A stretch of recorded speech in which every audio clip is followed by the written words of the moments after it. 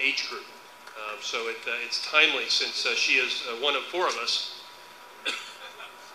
Come on now, a little bit, give me something. Anyway, there's 3 of them, 2 of them are over there, and she's going to join us. She's a Furman graduate. She is a director at Turning Point USA. If any of you know Charlie Kirk, he's the founder of that great group of activists at that age group that we desperately need to include with us as we move down this journey. So without further ado, Lauren Cooley, please give her a warm round of applause. Hello. Congressman, don't feel bad. I don't own a private jet, so you don't have to be followed by one who does.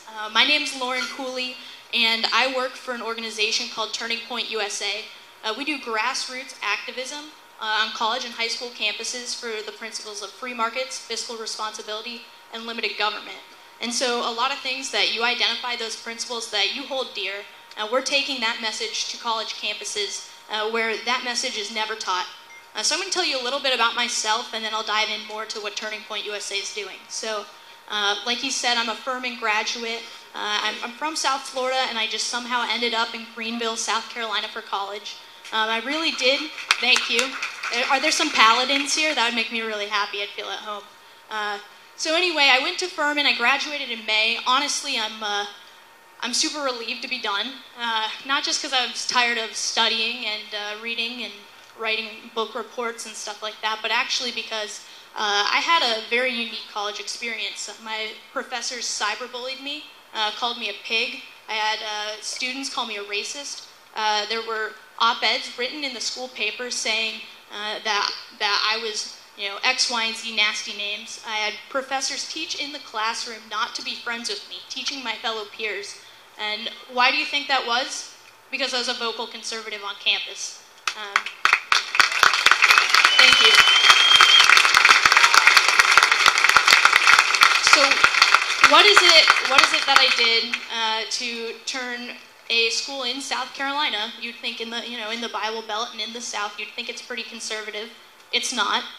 But what did I do to get them so upset? Well, I'll tell you. I did a few things. You may remember, and you may have heard of some of this stuff, but about a year ago, a little over a year ago, Furman decided to bring Reverend Jesse Jackson to campus, and brought him and said, this guy is, he's such a bridge builder between, multiple demographics, and, we're going to celebrate how there's so much less racial tension now because of him. And I thought, that's such a lie. That's just a lie, So most of higher education, I think, is a lie. Sure, they teach you a lot of good things, but they also teach students they should be ashamed to be Americans, that capitalists are greedy and don't care about poor people, and we all know that not to be true. So I decided to do a protest when Reverend Jesse Jackson came to campus. And I didn't get out there and picket. I didn't do that, but I got a pamphlet and I wrote down different quotes from the Reverend from the past 20-something years. And they were all direct quotes where you can look them up, and I just passed them out. And there was little old ladies coming in to see the Reverend Jackson, and they were dressed up here to see their idol. And I'm passing out these little pamphlets, and I think they thought they were programs. So they would go, "Thank you so much."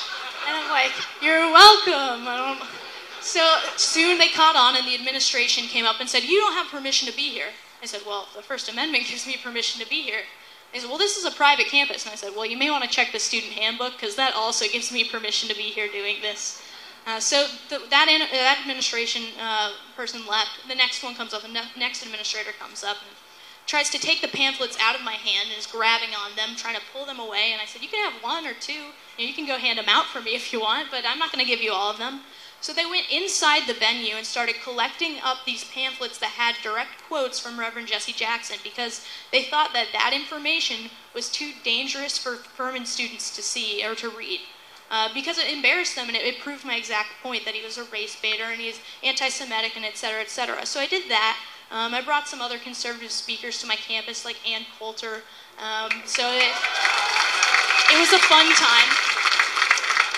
I wanted to bring a creation scientist to campus to talk about creationism versus evolution, and I was told that a professor with a PhD in the history of geology from Coventry was not academic enough to get academic credit and bring to campus. And I thought that was a little weird, and then I started thinking about it, and they gave academic credit to a drag queen who gave a lecture. and to a left-wing political cartoonist. So I said, that's not right, and I called up some reporters in the Greenville News, and it ended up on the Christian Post and I think the Blaze, and they started getting some bad press, and they said, Lauren, you need to stop this. You're making Furman look bad. And I said, no, Furman, you're making Furman look bad.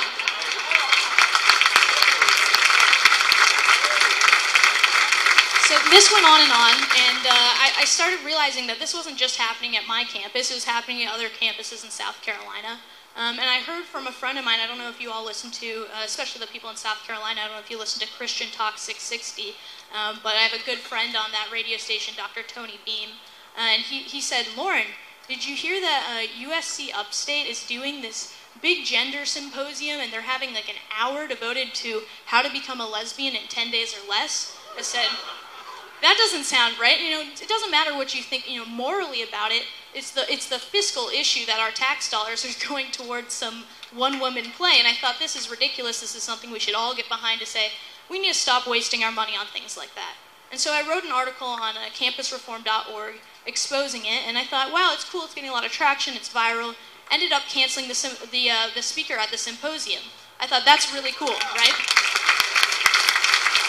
So, you know, I thought that was neat. I was like, wow, it's cool to see as, you know, at the time I was 21 in my college dorm room. It's cool to see what I can do.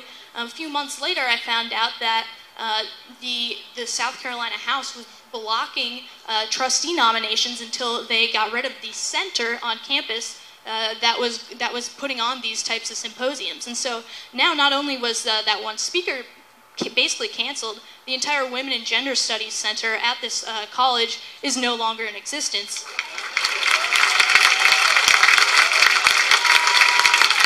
Thank you. So if that's not enough, right? If that's not enough, it turns out that every single public college in South Carolina is supposed to, by law, teach a class on the Constitution. Every graduate should have gone through this class. And very few public colleges in South Carolina, if any, actually follow through with this. And so they said, all right, well, we're not going to take that money away from you. You can keep that money that was going towards this Women and Gender Studies Center, but instead, what we want you to do is we want you to put it towards teaching the Constitution.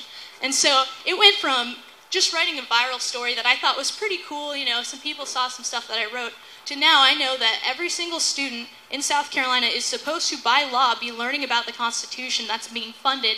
And just think about, you know, the exponential effect in our education system in the state that that's doing. It's really phenomenal. And so that's a little bit of what I did. Thank you. So that's a little bit of what I did when I was at Furman, and I got pretty good at college activism, and I learned, you know, the biases in higher ed. And I said, you know, wouldn't it be great if I could do this as a career? You know, there's not a lot of help for college students on college campuses when they're so staunchly conservative. You know, there's like the closet conservatives that, okay, I'll just sit here and write whatever my professor tells me to so I can get an A and you know, leave and never have to deal with this, you know, liberal crap again. But then on the other hand, there's the ones like me that just couldn't take it and tried to stand up and fight it. And so I was like, wouldn't it be cool if I could go help other students do this? And so I found this organization, and it's only 2 years old. And you may have heard of it before if you came to the conference last year. Our founder, Charlie Kirk, spoke. But it's called Turning Point USA. And like I said, we're doing grassroots organizing on college and high school campuses for free markets, fiscal responsibility, limited government. Basically going along, identifying these kids that think like-minded, organizing them and empowering them to be the best activists on campus that they can be. It's really exciting because we've gone from a program where 2 years ago it was just an idea to now we're in all 50 states. We're in over 750 college campuses nationwide. Thank you. And you know, that sounds great, but how do you actually measure this, right? So myself personally, I'm down in South Florida. I'm in the 3 bluest counties. I'm in, you know, Miami-Dade, Broward County, Palm Beach County, and so it seems like you'd think it would be difficult to find students who would be like, yeah, I like those principles, free markets and fiscal responsibility, but they actually do like it if you message it in the right way. And so we just got done doing a 10-week program. We called it Big Government Sucks, right? What resonates better with college students than something like that? Yeah, big government sucks. And so we went through and we had 10 reasons why, one each week, why big government sucks. And I mean, you guys can probably think of them. The NSA, reading your text messages. Students have no idea that that happens, and as soon as you tell them that, they're like, well, what about Snapchat? And you're like, yes, that too. It's the same. It's the equivalent. We talked about generational theft, national debt, Obamacare, basically forcing young, healthy people to pay for sicker, older people. That's something that really resonates with young people when you get that and say, hey, yeah, it's nice you're on your parents' insurance. I'll admit, I think it's nice I'm on my parents' insurance, but there's more to it than that, and here's how it's hurting you, right? And they never hear this message. And so what we did is this 10-week program, and so myself, in South Florida, in 10 weeks, I identified 1,900 students that said, yeah, I think big government sucks. I want to get involved in Turning Point USA. And I think it's phenomenal, because did you even think there's 1,900 students in South Florida that might agree with us? I didn't, right? So I kind of surprised myself. So here's the thing that's exciting. We're doing this all across the country, and we're doing it in a way that actually resonates with young people. So I'm not saying, here's a book, The Road to Serfdom, read it, come back to me and tell me what you think. They have that with their classes every single day. And it's obviously not that type of literature. It's more left-leaning, and it's leftist indoctrination. We all know that. But what we're doing is we're saying, hey, do you watch House of Cards? Isn't that a cool show on Netflix? Do you know how much corruption and scandal there is in that? That's just like how it is in politics. And that really resonates with young people. And so we had a table down in the expo, and I'll be there after Donald wraps up. And if you want to come talk to me or get some materials, get plugged in, I'm sure you all know a young person that you might be able to help empower. And that's what we want to do. So we'd like to connect with you in any way that we can to help you reach out to young people. But basically, the idea is this.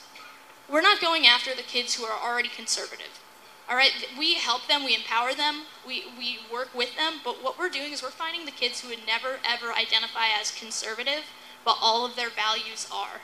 So that's really exciting, because instead of going and preaching to the people that we already know are going to vote the way that we all would like them to, we're going and finding the young people who are going to go, be like, oh, is Barack Obama running for a third term? I'd love to vote for him again if I could. But then they think big government sucks, right? And so that's what we're doing. It's really exciting. I'd love to get you all involved. There's many, many ways that can be done. We are a nonprofit, so if you would like to donate, that'd be fantastic. If you know young people, get them plugged in with us. We have a multitude of ways they can get plugged in. We're taking over 100 students to Washington, D.C. in about a month. We have a columnist program, and so if you have a young person who likes to write, we'll publish that on our website for them so that they can get some viewership. We do a lot of grassroots tabling activism on campus, and we have free materials that are really cool. Like I said, using pop culture, using stuff that's created by young people for young people. And that's what's really exciting about us is that, our executive director, he's 21. Charlie Kirk has literally built this out of high school. And so it's young people talking to young people. And so we really want to help you, work with you, empower you all to work with young people. So come by the expo table at that when you get a chance, because I really would like to, just meet you, help you out in any way that I can. And can I take a couple questions, like maybe one or two?